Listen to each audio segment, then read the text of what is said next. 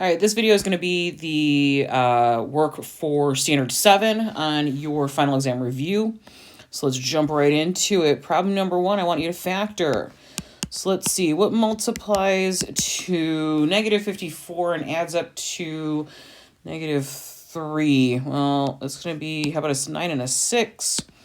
Negative 9, positive 6, and it is factored. You don't have to do anything else other than that.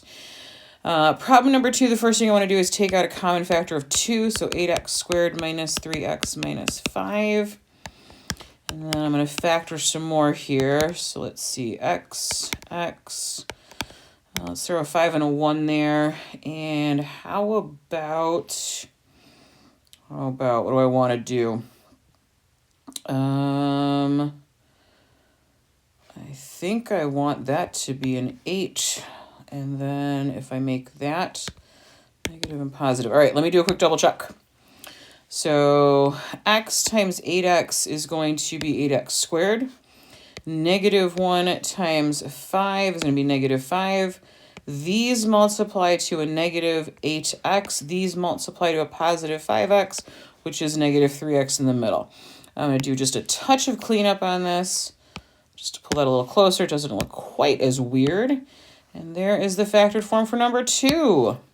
So we factored. Problem number 3 and problem number 4, I want to find domain. So problem number 3, I'm going to focus on the numerator first because it has a root. I want to make sure that root, so x minus 3 is going to be greater than or equal to 0, which means x is greater than or equal to positive 3. For the denominator, I'm going to go ahead and factor that, x minus 1, x plus 1. Which means x cannot equal 1 and x cannot equal negative 1. So if I were to put this on a number line, all right, let's start with the inequality. There's 3, and I want x to be greater than or equal to that, so there's my bracket. And then from the denominator, I have 1. Well, that's already excluded if my shading starts at 3. And if 1 is excluded, yeah, negative 1 is already excluded as well. So that's going to be a domain of 3 to infinity. And that's it for the domain on that one. Problem number 4. The fun part about problem number 4 is the numerator is irrelevant. So this numerator is irrelevant because it's just an expression. It has nothing to do with the domain. The reason this numerator mattered was because it was the square root. And because you can have square roots go imaginary, can't have that. I'm going to go ahead and factor that denominator. Let's see, x minus 5x plus 2. So x cannot equal 5 and x cannot equal negative 2. So number line, I've got negative 2 and 5. Everything is fine. Everything is fine. And all right, so we've got a 3-part interval here. Negative infinity, negative 2. Negative 2 to 5, and then 5 to infinity. All right, so that is the information for 1 through 4. All right, problem number 5, I want you to graph a rational function, finding all the little bits, parts, and pieces here. So let's factor this, x minus 1 over. All right, I need to multiply to positive 3, but add up to negative 4, so negative 3, negative 1, which is going to cancel out those two factors, which means you have a hole in your graph. So 1 over x minus 3. I'm going to go ahead and go down here. Yes, there is a hole. We canceled out x. What did we cancel out? X minus 1. So I'm going to set that equal to 0. That means 1 is my critical value. And then, let's see, this is going to be 1 over 1 minus 3. So 1 over negative 2. So negative 1/2 is going to be where you have a hole in the graph. All right. So then I'm going to come back up here and let's start finding some information. Well, first of all, to find the x-intercept, I would set the numerator equal to 0. Yeah, well, 1 can't equal 0. So that's going to be none. For the y-intercept, I am going to make x equal to 0. So 1 over 0 minus 3. That's going to be negative 1/3. So y-intercept is 0, negative 1/3. Vertical asymptote, set the denominator equal to 0. So x, was it minus 3? Yep, x minus 3 equals 0. So x is 3. Horizontal asymptote. Your higher degree is in the denominator, so it's automatically y is equal to 0. And if you have a horizontal asymptote, you cannot have an OA, an other asymptote. All right, let's see if I can graph all this mess. So y-intercept, negative a third. Vertical asymptote is x equals 3. So that's going to be a dotted vertical line there. Horizontal asymptote, y equals 0. That is your x-axis. 1 1/2 was, or 1 negative 1/2 was the hole in the graph. So 1 negative a half, there's a hole in the graph there. So that's going to tell me where one of my curves is. I like my curve. I'll go over and do this. Go through the y-intercept. You don't go through the hole in the graph, but you notice the line, it gets really close to it. The problem is I need to figure out what's going on this side. Whoops. Grab the highlighter. On this side of the curve, so I need an extra point. I'm going to go ahead and pick x is 4. So if I use, all right, let's do an extra point here. If I make x is equal to 4, that's going to be 1 over 4 minus 3, so 4, 1. All right, so if I go here, 4, 1, that then tells me where my curve is, because I'm going to use the asymptotes as the guidelines. All right, there is my rational graph and all of its bits, parts, and pieces. All right, sliding on down. Problem number 6, kind of a similar type of problem. You're asked to do a finding all just the important information. So x-intercept, we're going to make the numerator equal to 0. So x cubed equals 0. All right, so that means the x-intercept is going to be 0, 0. Y-intercept, you're going to make x equal to 0, and oh, look, it's 0, 0. All right, so y is equal to 0 cubed over 0 minus 4. Yeah, that's 0. All right, vertical asymptote, set the denominator equal to 0. So that's going to be x equals 4. Horizontal asymptote, since the higher degree is in the numerator, there is no horizontal asymptote. There's no hole in the graph because nothing was factored. Now, your OA, we're going to do some synthetic division here. So I'm going to take the denominator here, set equal to 0. That's going to be my 4. All right, and then my coefficients for the numerator, I've got 1 for the coefficient of x cubed, 0 for the coefficient of x squared, 0 for the coefficient of x, and 0 for the constant. All right, so drop the first one down, multiply, add, multiply, add, multiply, add. I don't care about the remainder. I also wrote just a little bit larger than I'd like to. Shocking, I wrote large? Never. Okay, your OA is going to be y is equal to, that's your constant, that's your x squared. So I'm going to do another little pop-up there. All right, so y is equal to 1x squared plus 4x plus 16. No, I'm not asking you to graph this. I'm just asking you to identify it. So this particular curve would have a quadratic asymptote, which is why we call it an OA. It's an other asymptote. All right, so that one is all said and done. Problem number 7, we're going to start getting into our conic sections here. Big hint that you're dealing with a circle, that it has a center. Let's see, 5, negative 2. So 5, negative 2. And I have a radius of 4, so I'm going to count up 4, down 4, left 4, whoops, right, 1, 2, 3, 4, and play connect the dots. Make it look circular-ish. So that's problem number 7. Problem number 8, let's see what we got here. This is going to be a parabola. I know it's a parabola because it's only got y squared. So I'm going to go ahead and keep my y squared, or my y terms on one side. I'm going to put all the x terms on the constant on the other side. So negative 8x minus 33. I need to add, what do I need to add? 9 to complete the square. So that's going to be, actually, I'm just going to put it right on the standard form line here. So y minus 3 squared. And then for this, it's going to be negative 8x. Let's see, what would that be? So negative 33 plus 9. Oops, too many threes. Delete one of them. Okay, so negative 24. And then if I factor out that negative 8, that's going to be x plus 3. All right, so negative 8x plus 3. All right, what does that tell me?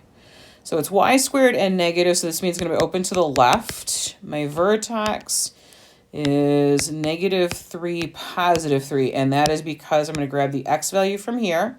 All right, there's my h, there's my k. We got to flip the signs on both of them. All right, the focus, well, let's do the p value first. So p is equal to 2. So I want the focus to be 2 units to the left of my vertex. So negative 5, 3. The directrix needs to be 2 units to the right of my vertex, and it needs to be a vertical line. So x equals negative 1. The length of the lattice rectum is 4 times the focal distance. That's just going to be 8. I did not ask you to graph it. You're just identifying those characteristics. All right. Problem number 9, we are graphing. So this is going to open left. Your vertex is going to be negative 3, positive 1. So 1, 2, negative 3, positive 1. My p-value for this problem is going to be 3. So I want my focus to be 3 spaces to the left. Whoops, left. I know my left from my right, I swear. That's going to be the point negative 6, 1. Directrix. That's what I could have done. I could have told you I was making the directrix there. We're going to go 3 units to the right, and that's going to be a vertical line there. That line is going to be x equals 0. The length of the LR is going to be 4 times the focal distance. That's 12.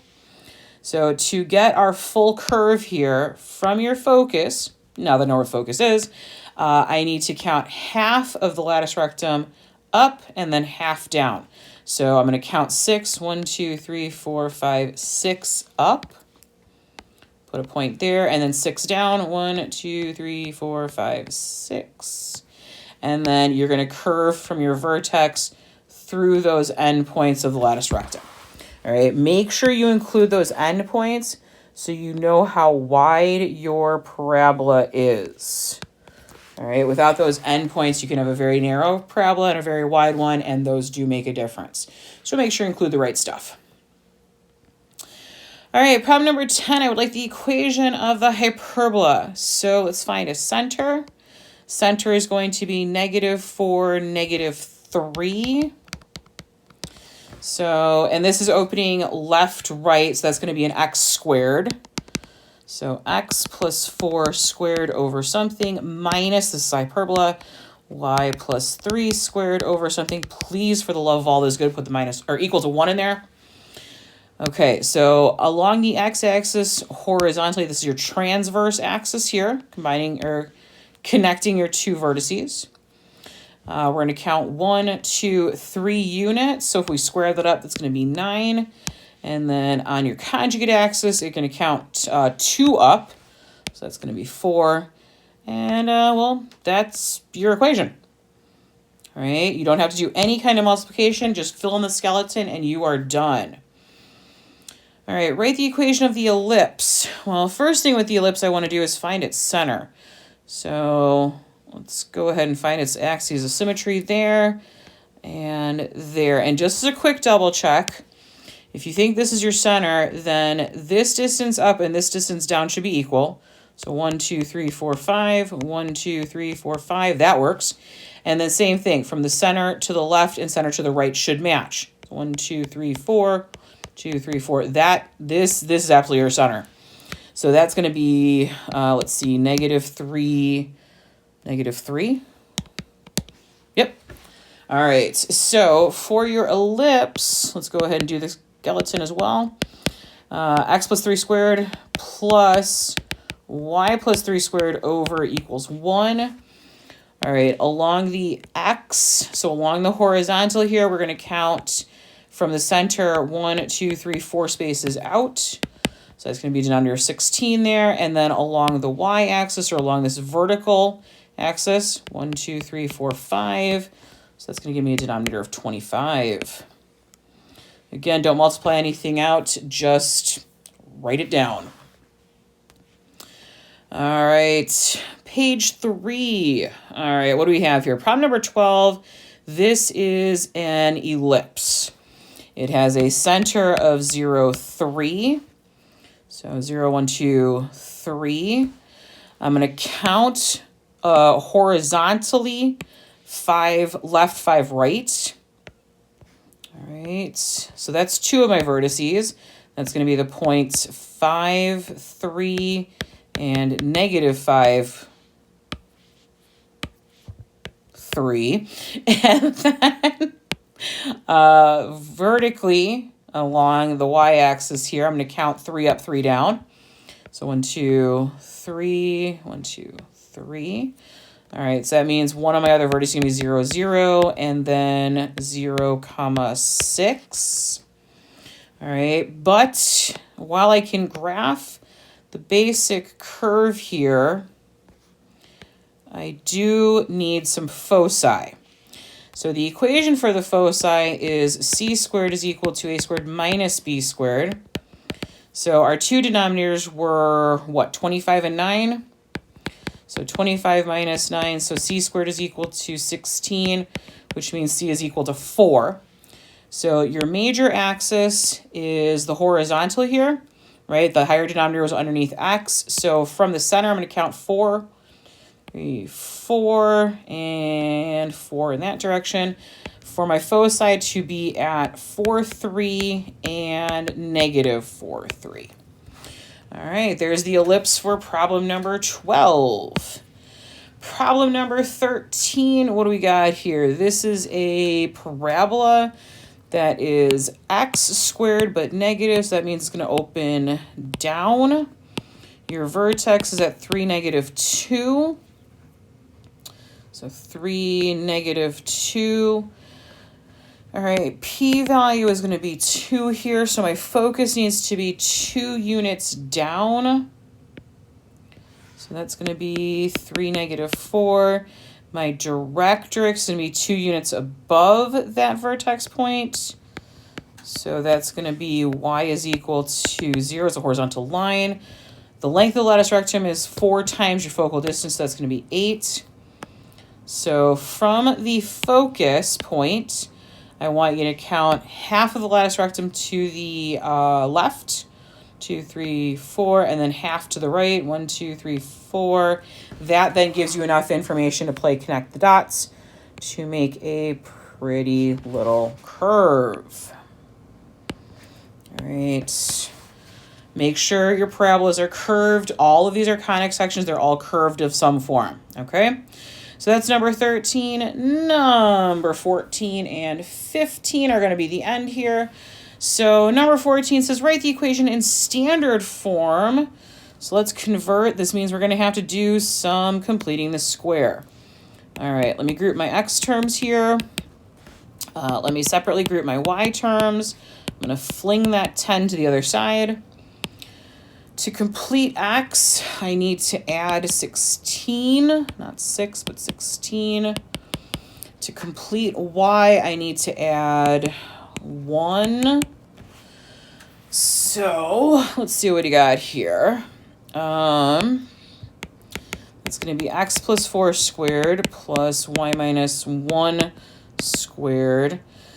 Let's see, negative 10 plus 16 is 6 plus 1 is 7.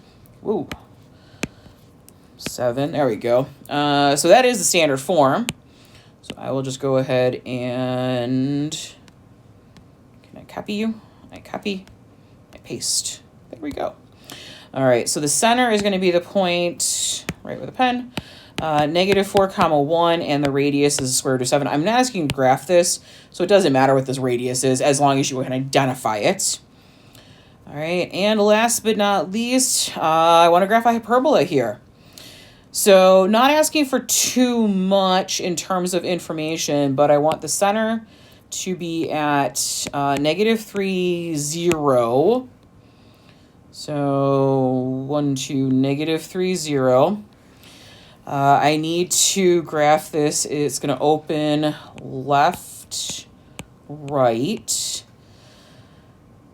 All right, I need to make the little rectangle here. So from the center, I'm going to count 4 to the left, 4 to the right, because that's going to count for your transverse axis. So 1, 2, 3, 4, and 1, 2, 3, ooh, lost count, 1, 2, 3, 4. Then my conjugate axis, I need to count up 1, down 1. So up 1, down 1. All right. So I am going to make a little rectangle here. Make Notability snap it in place for me. All right, so I've got my rectangle. And then from that rectangle, I need to create the asymptotes.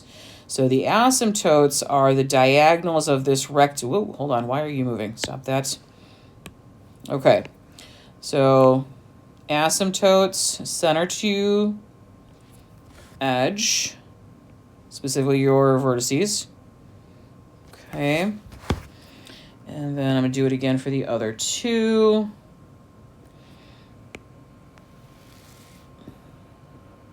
All right. Now, I said this is opening left, right. We actually do have enough information right now to draw the curve in place. I'm going to go ahead and change colors, and I'll do this in bright pink. Your curve is opening. It has to touch these two vertices, and it's going to use the asymptotes as guidelines. This is a pretty narrow hyperbola here. So touch that vertex, right, and then use your asymptotes as guidelines. And the same thing on the other side, right? Use the asymptotes as guideline, come in, touch that vertex, and out you go. But here's the thing, while I love that you identified the vertices, right, for the graph, what I actually want to know is where are the foci? So in a hyperbola, the relationship is c squared is equal to a squared plus b squared. So that means I'm going to take 16 plus 1. So c squared is equal to 17. C is equal to the square root of 17. And so what we're going to do is that's approximately equal to 4 point something. Let me do a quick check on that. Square root of 17, 4.12. So from the center, I would count out 4.12, count out 4.12. So these points are actually super close to where your vertices are already. I mean, it's really tight to where that curve is. Actual points, though, you are at the x-axis. The x value of your center was -3. So we're going to add root 17, comma 0, and then -3 minus root 17, comma 0. All right, that was my speed run through standard 7 there. Please let me know if you have any questions or concerns, and good luck on your finals.